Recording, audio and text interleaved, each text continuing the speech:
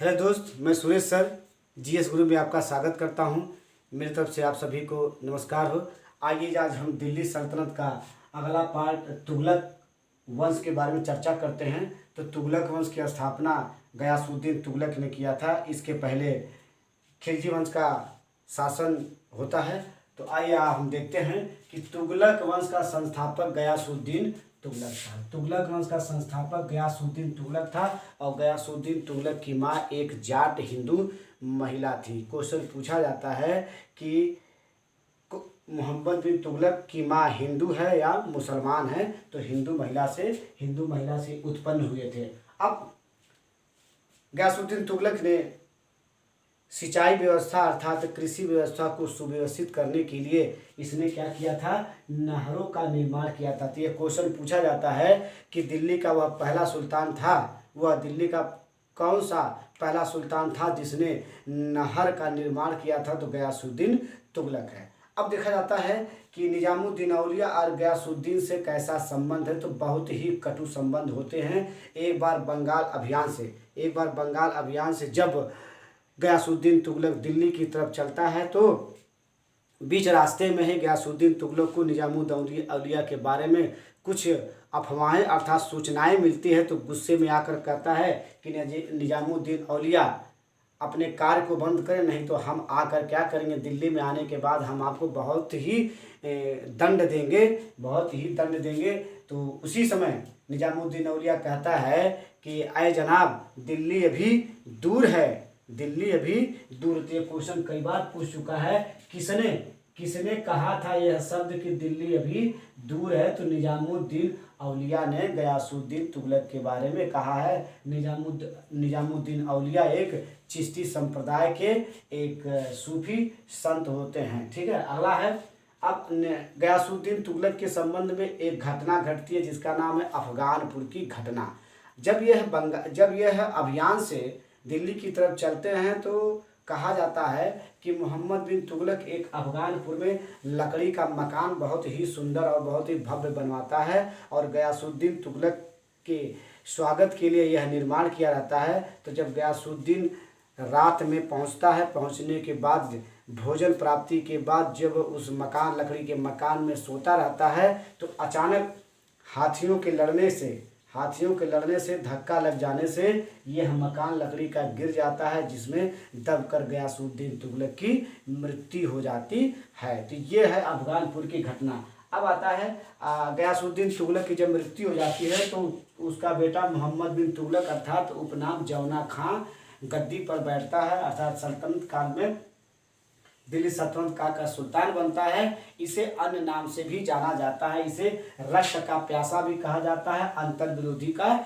मिश्रण भी कहा जाता है। यह मोहम्मद बिन तुगलक बहुत ही पढ़ा लिखा और शिक्षित सुल्तान रहता है। यह योजना तो बहुत जारी किया, लेकिन इसकी सारी योजना धरी की धरी अर्थात असफल रही। तो उसके बारे में आगे चर्चा करते हैं। और मोहम्मद बिन तुगलक के शासनकाल में एक अफ्रीकी यात्री इब्न बतूता भारत आता है और भारत आने के बाद भारत में रहकर एक ग्रंथ की रचना करता है जिसका नाम है रहेला। और रहेला ही ऐसी ग्रंथ है जिसमें मोहम्मद बिन तुगलक के बारे में काफ़ी जानकारी मिलती है। अब मोहम्मद बिन तुगलक इब्न बतूता को दिल्ली का काजी नियुक्त करता है और चीन के शासक तोगन और तिमूर के दरबार में अपना राजदूत बनाकर भेजा। तो कभी कभी यह क्वेश्चन पूछा जा चुका है, मोहम्मद बिन तुगलक ने किसे अपना राजदूत बनाकर चीन भेजा था। तो इब्न बतूता को भेजा था। अब कहा जाता है, अब मोहम्मद बिन तुगलक के बारे में कहा गया है कि मोहम्मद बिन तुगलक को धनवानों का राजकुमार भी कहा जाता है। इसे क्या है, धनवानों का राजकुमार भी कहा जाता है। अब आ गया, मोहम्मद बिन तुगलक ने कुछ विभागों की स्थापना की थी, अर्थात यह क्या है, कृषि विभाग को क्या है, कृषि विभाग के लिए कि दीवान ए अमीर कोही की स्थापना किया है। कृषि विभाग के लिए दीवान अमीर कोही की स्थापना किया। कई बार क्वेश्चन पूछ चुका है। अब कृषकों को कृषि विभाग कृषि से संबंधित सुधार के लिए, उनकी सहायता के लिए एक अग्रिम ऋण देता है मोहम्मद बिन तुगलक, तो जिसे कहा जाता है सोधर ऋण। क्या कहता है? कृषि ऋण को सोधर ऋण के नाम से जाना जाता है। ये क्वेश्चन आ चुका है, कृषकों के लिए किसने कृषि ऋण अर्थात सोधर देना प्रदान किया? तो मोहम्मद बिन तुगलक है। अगला है अपने सिक्कों, मोहम्मद बिन तुगलक क्या करता है? अपने सिक्कों पर खलीफा का नाम अंकित करवाता है। ये पहला सुल्तान था जिसने क्या है, अपने सिक्कों अपना नहीं बल्कि खलीफा का नाम अंकित करवाया था। और ये ऐसा सुल्तान था जिसने हिंदुओं के त्योहार होली में भाग लेना प्रारंभ किया था। तो क्वेश्चन ये भी आ चुका है, वह कौन सा सुल्तान है जिसने हिंदू के त्योहार होली में भाग लिया था? तो मोहम्मद बिन तुगलक है। अब इसने कई योजनाएं भी जारी की, तो मित्र ये इसकी योजना बेचारे की धरी रह गई। जैसे क्या करता है? दुआब में कर की वृद्धि करता है, और यह भी योजना असफल रहती है, क्योंकि उस समय दुआब में कर वृद्धि करता है जिस समय अकाल पड़ा रहता है। इसलिए क्या है, लोग क्या है, कर नहीं दे पाते हैं, इसलिए यह योजना असफल होती है। अब राजधानी परिवर्तन कहा जाता है, दिल्ली से दौलताबाद किसने राजधानी परिवर्तन की? तो मोहम्मद बिन तुगलक ने क्या किया? दिल्ली से दौलताबाद को राजधानी परिवर्तन किया था। तीसरी योजना, ये योजना क्रम से और उसने क्या किया? एक बहुत बड़ी योजना जारी किया था। वो सोचा कि असफल हो जाएगा, तो क्या किया? सांकेतिक मुद्रा जारी कर दिया था मित्र। यही इसकी सबसे बड़ी भूल थी। कहा जाता है कि मार्केट में क्या हुआ, सोने चांदी की मात्रा में कमी आ जाने के कारण इसने क्या किया? एक सांकेतिक मुद्रा तांबे का सिक्का जारी किया था। और ऐसा सिक्का उसने जारी किया था कि यह क्या था, नकली तो नकली होता, असली अब सोने चांदी का सिक्का और क्या नाम है, ये तांबे के सिक्के के बराबर तो हो नहीं सका। लेकिन इन्होंने क्या किया? यह आदेश जारी किया था, यह तांबे का सिक्के का अगर कोई विरोध करता है तो उसे दंडित किया जाता। अर्थात क्या होता है कि घरों में मोहम्मद बिन तुगलक के शासनकाल में घरों में क्या हुआ? टकसाल बन गया और नकली सिक्के जारी होना शुरू हो गए। और क्या हुआ कि असली सिक्के जो होते थे सोने और चांदी के, लोग अपने घरों में जमा करते थे, उसको रख लेते थे, और जो नकली सिक्का जो सांकेतिक मुद्रा था मार्केट में जारी करना शुरू कर दिए। तो आंतरिक व्यापार तो हो रहा था, लेकिन वैदेशिक व्यापार न होने के कारण यह सांकेतिक मुद्रा, अगर विदेशी व्यापार, अर्थात कहने का मतलब है विदेशी व्यापार में सांकेतिक मुद्रा का प्रचलन जो हुआ था वो क्या असफल रहा, इसलिए चलता नहीं था, लोगों ने इसी सिक्के को एक्सेप्ट नहीं किया, इसलिए यह योजना धरी की धरी रह गई, यह भी असफल रही। और उसने बाद में क्या किया था?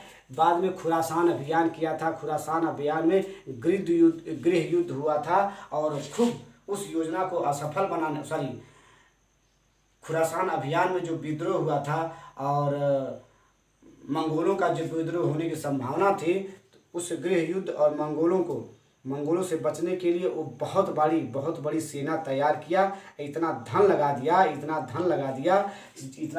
कि उसने क्या किया? सेना को तैयार किया। यह कार्य उसको कम से कम 1 वर्ष लग गए। जब तक उसने सेना को तैयार किया तब तक क्या किया? खुरासान अभियान जो करने वाला था वह करना तो बंद हो गया, क्योंकि वहाँ पे गृह युद्ध की समाप्ति हो गया, अर्थात वहाँ शांति बहाल हो गया था। और मोहम्मद बिन तुगलक के ही शासनकाल में एक विशेष राज्य का जन्म हुआ, नगर की स्थापना हुआ। हरिहर बुक्का 2 भाई रहते हैं जो संगम वंश के संस्थापक होते हैं। तो उन्होंने क्या किया? विजयनगर में संगम वंश की स्थापना, अर्थात विजयनगर की स्थापना किया 1336 में। हरिहर और बुक्का दोनों ने किया था। ये है मित्र आपका मोहम्मद बिन तुगलक के बारे में मोटी जानकारियां हैं, और परीक्षा के ही दृष्टि से मैंने इसे क्या किया है? डाल रखा है। अब देखते हैं, यह बेटी अर्थात मोहम्मद तुगलक का एक भाई रहता है, उसका नाम है फिरोज तुगलक। इसे कहा जाता है सल्तनत काल का अकबर कहा जाता है, क्योंकि अकबर के समान इन्होंने कुछ कार्यों को किया था, इसलिए सल्तनत काल का इसे अकबर कहा जाता है। और इसने कुछ विभागों की स्थापना, बड़ी अच्छी योजना इन्होंने जारी किया था। इन्होंने कुछ दास विभाग की स्थापना किया। दासों के लिए एक विभाग की स्थापना किया जिसे दीवाने बंदगान कहा जाता है। और क्या किया, दीन दुखी महिलाओं के लिए क्या किया, एक खैरात विभाग की स्थापना अर्थात दान विभाग की स्थापना किया था। जो अपंग, असहाय महिला, गरीब, दीन दुखिया रहते हैं उनको क्या करता है, खैरात देता था, अर्थात खैरात की विभाग की दीवाने खैरात की स्थापना किया था, जिससे इन लोगों की, असहाय लोगों को सहयोग किया जाए, मदद किया जाए। और उसने क्या किया था, बेरोजगारों के लिए उसने एक पेंशन विभाग, सर्वप्रथम फिरोज तुगलक ऐसा शासक था जिसने क्या किया था, जो वर्तमान में पेंशन दिया जा रहा था उसे बंद कर दिया गया। मोदी सरकार ने, बीजेपी सरकार ने क्या किया, पेंशन को बंद कर दिया। अब देखिए यह पेंशन विभाग की, फिरोज तुगलक ने पेंशन विभाग की स्थापना किया।